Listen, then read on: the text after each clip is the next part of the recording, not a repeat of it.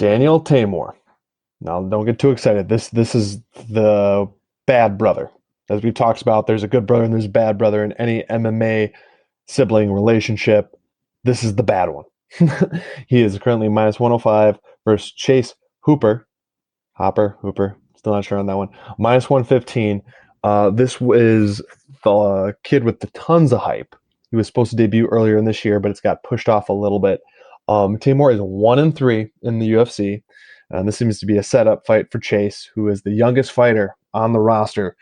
Even with his delayed debut, he's 20 years old, so by far the youngest.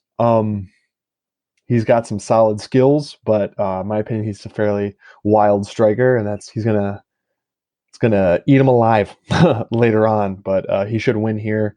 Teymur gasses out pretty bad, and I like Chase. I would never bet this fight because, as previously stated, I stay away from UFC debutantes.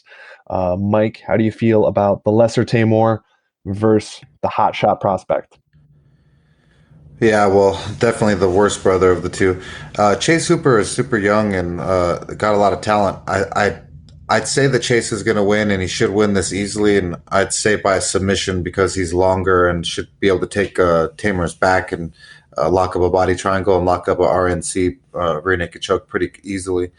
But it's his debut, and I have a rule where I rarely ever bet debutants. Like you said, they just aren't worth it. It's just there's the deer in headlights, there's the jitters, there's whatever you want to call it. It's a real thing, and so if he experiences that at all, traveling or you know in his first fight, it really does harm you. And when in a 3 round fight, so I'd pick Cooper to win here and by submission. But Tamer is you can't count that guy out because one big bomb could teach this kid a lesson.